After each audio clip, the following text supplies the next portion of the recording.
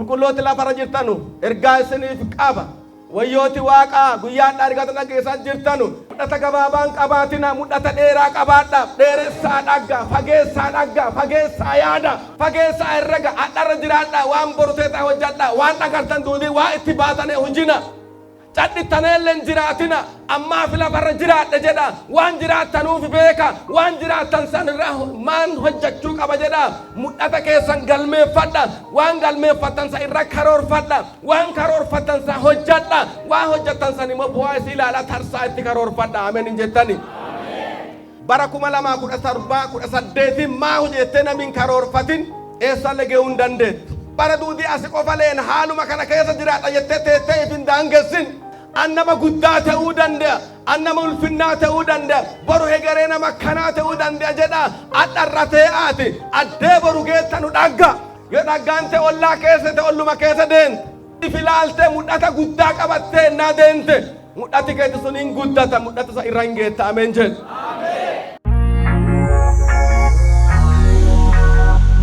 Woyyuu Holistic Media.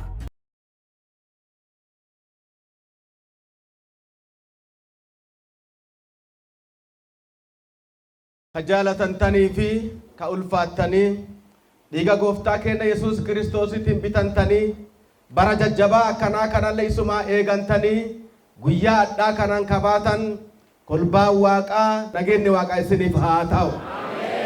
Nagaa jirtanii nagaa turtanii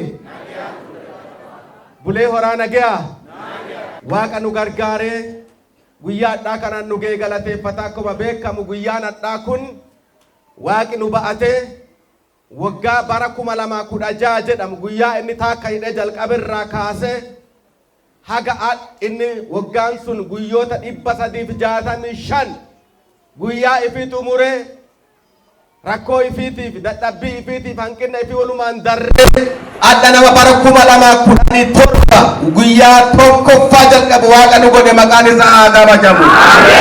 Maarree innaa tana ergaa Waaqi ayyaana kanarratti dhalootaaf saba kanaaf dabarsinaan jedhe qabadhee isiniif dhufeera akkana jedha raaga Isaayyaasii boqonnaa 40 lakkoofsa 31 irraan warri Waaqa addiin eegatan humna isaanii hin haareffatani akka simbiraa yookiin akka joobiraa koolaani hin ka'ani hin fiigani hin dadhabanu hin deemani hin fiigani hin goganu hin deemani hin dadhabanu ameen. Kutaan dubbise kana innaatti seenu raagi Isaayyaasii kun kutaa lama qaba boqonnaa tokko haga boqonnaa 39 kutaa muraa kutaa akkuma kana malee Waaqi saba Israa'eliitiif saboota adda addaa warra Yihuudota ta'anii hin ta'inillee warra adda addaa irratti murtii Waaqi dabarsu innaa ta'etu kutaan lammaffaa boqonnaa 40 lakkoofsa boqonnaa 66 ka jiru kitaaba jajjabeessaa yookiin kutaa jajjabeessaa jedhama. Jajjabeessaa Waaqi kolbaa isaa jajjabeessee lakkoofsa tokko irraan jajjabeessaa kolbaa tiyyanaa jajjabeessaa jedhee jalqaba. Gara lakkoofsa 27 innaa dhuttanu kolbaan Israa'elii akkana jetteeti inni Waaqni nun dhaggu Waaqni nun beeku wanni kennaa Waaqa dhokatteetti muraan teenna Waaqa dhokatteetti Waaqi marroo teennaa fi dubbachuu dhiiseera harka warra dhibiitti harka warra ormaatti dabarsee nu kenneera maaf wanni kenna akkana ta'etti Waaqni nu dadhabeera waan kennaa Waaqi dadhabeera dhanii Israa'el gungumaneeran. Kanaaf Waaqi gaafa san akkana jedha Yaaqoobin Israa'el Yaaqoob muraan tiyya Waaqa dhokatteetti wanni kee duudii Waaqarra darriteetti maafi jetta maafi kana dubbatta. Waaqi kun Waaqa baraati mootii Waaqa bara baraati. Dangaa lafatanaa hundumaa kadhade inni hin dadhabu hundi isaalleen akkuma gaafa kanaan qaraati dandeettii ogummaa isaa qalbeeffannaa isaallee nam ilaalee hin danda'u dadhabaaf hunda kenna kalaafeef hunda dabala. Warri ifiin jajjaboo jedhan sun hin kufan hin dadhabani warri Waaqa addii eegatu immoo hundi isaanii haareffanti. Akka joobiraa yookiin akka simbiraa kitaaba wayyichi kenna akka risaa jedham an akkam beekutti bineensi kitaaba afaan Amaariffaan duraan nisir jedhu Ingiliffaan eegil jedhu kuni haga risaalle oli dandeettiin isaa akkuma risaa koola qaba akkuma wantoota dhibii waan koola qaba isaan sanilleen oli nuti akka gara kanatti simbira jenna warra dhibii risaalle jedha warri kun joobira jedha waa hundaafuu akka isa sanii balali'ani hin deemani hin dadhabanu hin fiigani hin goganu warri eenyu addii eegatu hello jedha warri eenyu addiin eegatu hallelujah warri waaqa addii eegatu hin deemani hin goganu hin fiigani hin dhaabatanu wanni isaaniin dhaabatu hin haaromfamani jedha jecha kanarraa ka'iisan amalaaf leetoo bineensa simbira yookiin joobira jedhamu kanarraa ka'iisan kitaaba qulqulluu waan nu barsiisu qabxii muraasa guyyaadhaa isiniif qooda maqaa waaqa haa ulfaatu kitaaba qulqulluu keessatti waaqi waa hedduuniif illee fakkeesse akka waan saniidha akka golbaan isa hubattullee ifimaa ture san keessaa risaan yookiin akkuma kana simbirri warra san keessaa tokko kitaaba qulqulluu kitaaba wayyicha seera ba'aa boqonnaa 19 lakkoofsa 4 naa laaltan waaqi Israa'eliin akka simbira koola kiyyarra isin baadhee jedha seera ba'aa boqonnaa 19 lakkooftuu 4 akka simbira koola kiyyarratti isin baadhee jedha jecha kanarraa ka'iisan waan nuti simbirarraa barannu jireenya waaqaatii waliin fakkeesse isin ta'uu barbaada amalli nuti simbirarraa barannu joobirarraa barannu inni tokkoffaan amalli simbiraa koola ifiitiin ba'ata waan koolaan ka'u hunda keessaa wanni hedduun koolaan kaati lukkuulle koolaan kaati risaalle koolaan kaati daakiyyeelle koolaan kaati allaattiille koolaan kaati wanni dhibiille koolaan kaati koolli isaanii wama ittiin balali'ansaniif isaan gargaara malee woba'atee hin danda'u simbira wanni adda godhu immoo simbirri koola ifii irratti woba'ata muka adda addaallee ba'atuu danda'a cuucolee ifiillee ba'atuu danda'a wantoota adda addaa koola ifii irra ba'ata kanaaf kitaaba wayyicha keessa waaqi akka simbira koola kiyyarra isin baadhee jedha haati ta'e naati nu dhalte garaa keessa ji'a 9 nu baatte eega dhalan duballe waggaa tokko lama nu baatte harma hoosite achiin duba nu lakkichi wama dhibiin nu gargaarti male waaqi immoo haga waggaa tokko qofaamot haga waggaa lamaamot haga umurii keenya duudii nu baata raaga Isaayyaas 40 lakkoofsa 3 gubbaatti haga dulluu haga arriile si baadha jedha Wangeela Maatewos boqonnaa 21 lakkoofsa 28 irratti Iyesuus akkana jedha isin dadhaboolee ba'aa isinti ulfaatte ba'aa teessan san gara kiyya fidadhaa ana isinirraa ba'ata ana isin foorfachiisa kanu foorfachiisu Iyesuus qabna kanu foorfachiisu Iyesuus qabna wanni takkana midhaaddee jirtuuf wanni takkana toltuuf wanni tasiin baateef akka ba'aa sirra ciittu akka rakkoo qaddu akka haala adda addaa akkanan jirtu sababa Yesuus waa ati sille baate waan kelle dhibootelle rakkootelle dadhabbiitelle duudi sirraa baate simbirarraa wanni nuti barannu waaqi callaan nu baateele aamiti nulle waaqi warra woba'atu godheera Iyesuus Kiristoos gara biyya lafaa dhufee akkana jedha isin dadhabooleen ba'aa isin ulfaatte ba'aa teessan irra buufadhaan jedhen duuba ba'aati ya baadhaa jedhe simbira qofaamo simbirri hin ba'ata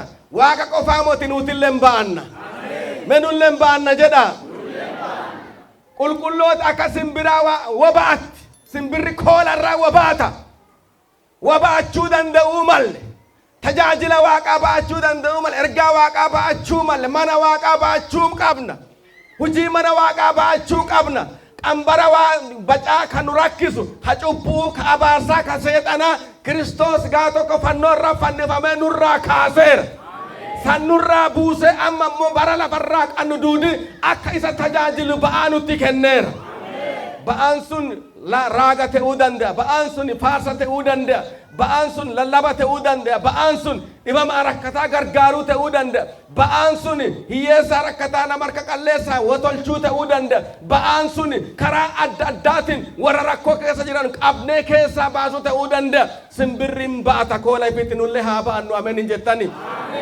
Harka keessan walii ol fuudhaa. Waaqillee na baateera. Alle warra dhibiin baadha jedha. Hallelujah.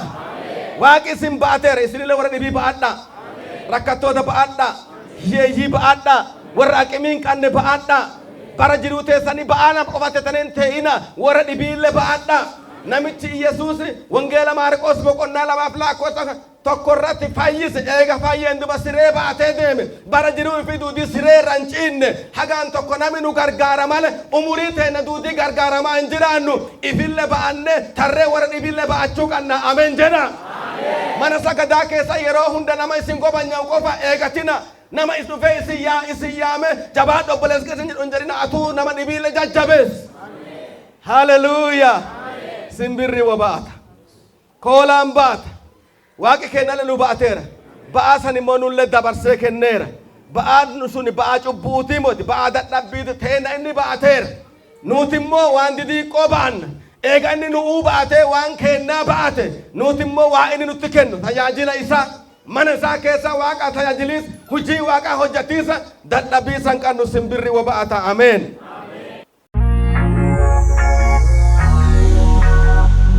Woyyuu Holistic Media. Simbirarraa wanni nuti bara nu qabxiin lammeessoo simbirri fagoo dhagga.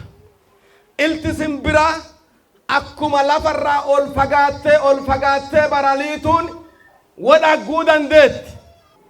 Simbira yoo inni ol fagaatu ilti isaa fageessitee dhaggiti.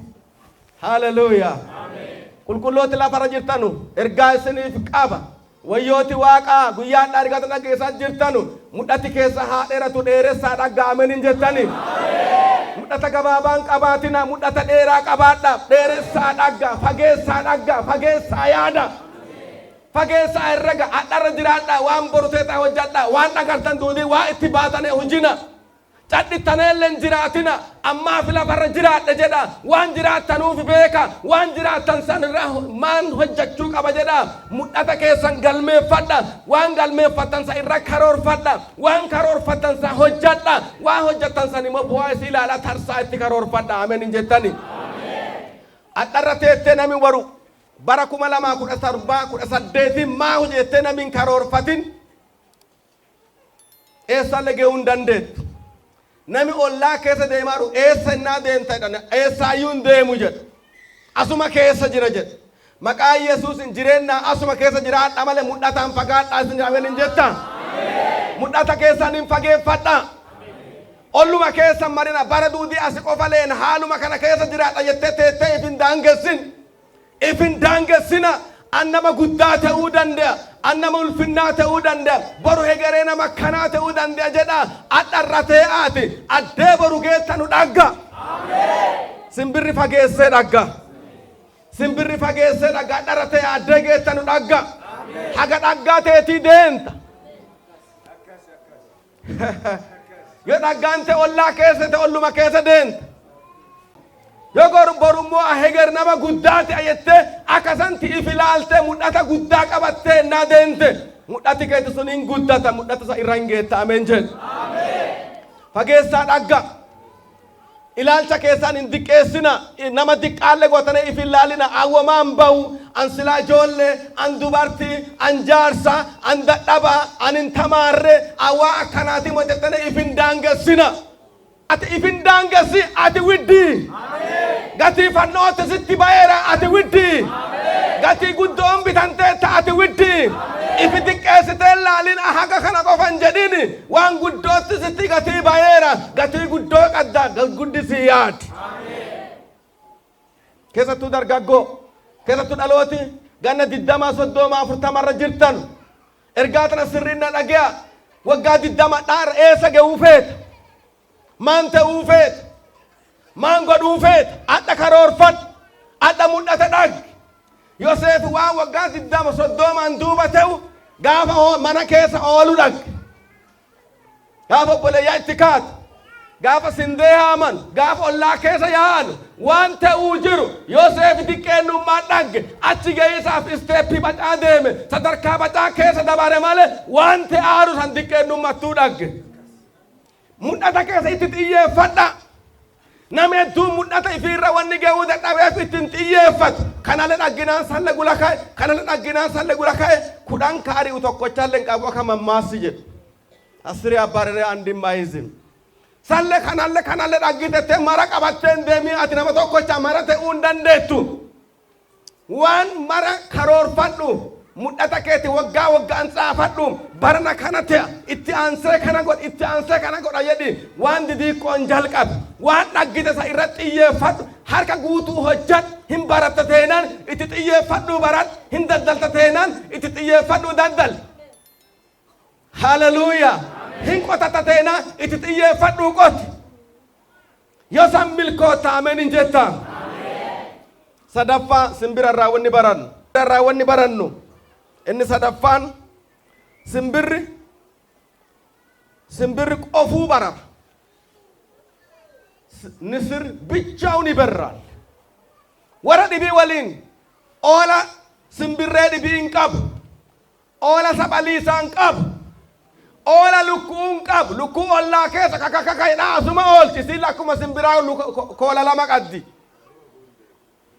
Ollaa keessa marti asuma jirti inni qofuu barara. Wanni inni qofu bararuuf warra dhibii marroon jaalanneefi moti. Warri dhibii haqimii isaa qaban. Inni haqimii isaa kuunno oli. Wanni inni dhaggu kuunno waan fagooti. Hagi deemsa isaa akka malee fagaate deemuu danda'a. Kanaaf qofuu deema. Mul'ata dhaggite irratti. Karoora qabatte irratti. Yennaa nami dhibii waa ati dhaggite san sii dhagguu dadhabe ati qofuu deema. Ameen hin jetta. Warri waaqa kanaan qara mul'ata gugurdaa dhaggane qofitti darran. Yoosef mul'ata dhaggee sindeeni laddeen teessan jiddee tiyya sagadduun dhagge urjii jiinina sagadduun dhagge na haati ebbaalle obboleeyyalle hin jaalan. Yoosef qofuu mul'ata ifii waliin dar. Hallelujah. Daawiti gaafa Goliyaadi jees nami hin sururratin kun akkamiin akan qabaan qabatin kun akkamiin nama kolbaa waaqaa dura dhaabbate maqaa waaqaa irraa qacifata jedhee yennaam Daawiti dubbatu obboleeyyaan hin deeggarre ati cadhisi ifiifuu ijoollee mahoolee lakkitirti ati odichaa jetteen obboleeyya. Daawiti irraa goree mul'ata ifii gula darre. Mul'ata waaqaa dhasi keessa kee yeroo hedduu nami si hubachuu dhabuu danda'a. Nami sirraa fudhachuu dhabuu danda'a. Adaali sirraa fudhachuu danda'a. Aangoye inni kun kanta akkana dubbata. Inni kun eessaa dhufee aumaa waa akkana dubbata siin jechuu danda'ani. Ofuu mul'ata kee fudhadhuu koolaan kaa'i. Simbira waliin malee wantoota dhibii walii oolan tolfatu. Gaa oola fi tolfate isaa waliin deemee hin danda'u. Kanaaf mul'ata kee dheeraa qabadhu. Waan fageesse dhaggite san dhaggite na itti kaate eega waaqa irraa hubatte gorsa namaa adaala waan naannoo qofarratti hin xiyyeeffatini haalan laalini baran laalini naman laalini waan diinni jedhe laalini ta waaqi siin jedhe callaa dhagaa balali. Hallelujah. Ergaa isinii qaba bara 2017 haalli adda addaa isinii mijachuu dhabuu danda'a. Barri akkuma ifii fakkaatu de'uu danda'a. Ati immoo na mul'ata dhaggite mul'ata keerratti xiyyeeffattee hin deemta teenaan waaqi si biraan as cinaa dhaabbata. Waaqi si bira dhaabata. Waaqi si waliin hojjata. Haalan caqasin naman caqasin baran caqasin waaqa caqasaa deem. Akka simbirri qofuu balali'u mul'ata waaqi si kenne qabadhu qofuu deem. Addee waaqi si jedha hinuma geetta. Hinuma irra dhaqqadda. Sirraa fudhatan moo fudhachuu dhaban si jaalatan moo jibban si taqacifatan moo dhaban waan waaqi si dubbate qabadhu gara duraa deem. Hallelujah. Deemi gara duraa. Abbaa mul'ataa mul'ati numa baasa. Nama mul'ata qaddu haalan laalin baran laalin naman laalin dhugeeffadhu jedheeni. Hallelujah. Mul'ata waaqi isinii kenne gubbaa yoo xiyyeeffattanee kaatanu teete waaqi abbaa mul'ata sanii isin gargaara naman laalinaa haalan laalinaa baran laalinaa isiniin jedha ameen hin jettanii.